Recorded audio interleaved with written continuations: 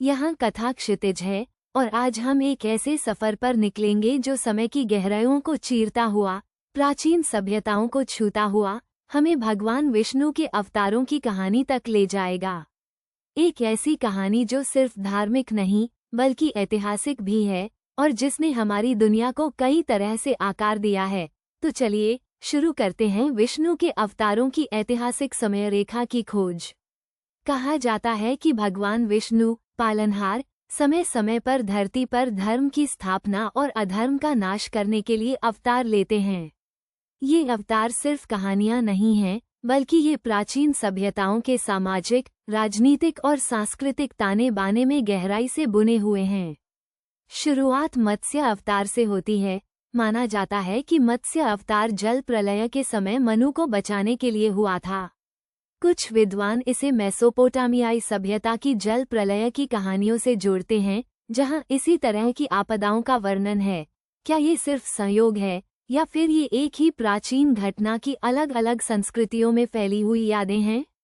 फिर आता है कूर्म अवतार, जहां भगवान विष्णु एक विशाल कछुए के रूप में समुद्र मंथन में मंदराचल पर्वत को संभाले हुए थे।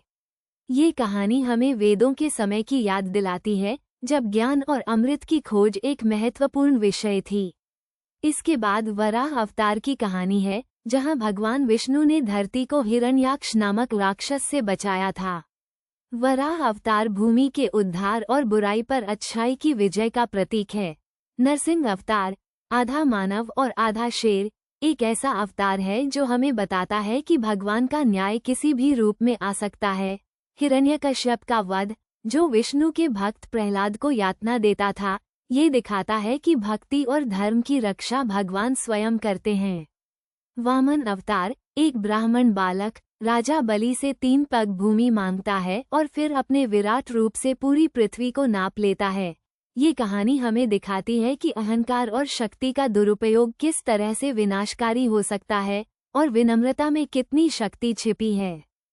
परशुराम, एक क्रोधित योद्धा जिन्होंने क्षत्रियों से 21 बार पृथ्वी को मुक्त किया। ये अवतार हमें न्याय और अन्याय के बीच के संघर्ष की याद दिलाता है। कुछ इतिहासकारों का मानना है कि परशुराम की कथा प्राचीन भारत में सत्ता संघर्षों को दर्शाती है। राम, मर्यादा पुरुषोत्तम, जिनकी कहानी रामायण में अमर है। राम का जीवन हमें धर्म, सत्य और कर्तव्य का पालन करने की प्रेरणा देता है। रामायण सिर्फ एक धार्मिक ग्रंथ नहीं है, बल्कि ये प्राचीन भारत की सामाजिक और राजनीतिक व्यवस्था का भी दर्पण है। कृष्ण, भगवत गीता के उपदेशक, जिन्होंने अर्जुन को धर्म और कर्म का ज्ञान दिया। कृष्ण एक कुशल राजनीतिज्ञ, एक प्रेमी और एक योद्धा थे। महाभारत, जिसमें कृष्ण की महत्वपूर्ण भूमिका है, प्राचीन भारत के इतिहास का एक महत्वपूर्ण स्रोत है।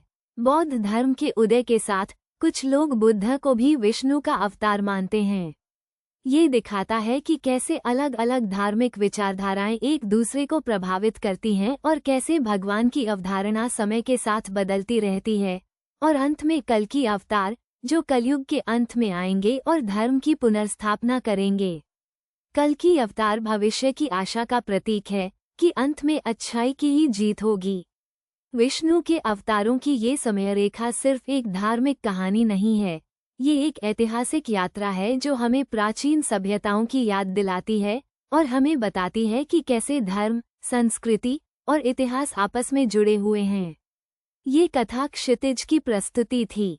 उम्मीद है आपको ये सफर पसंद आया होगा।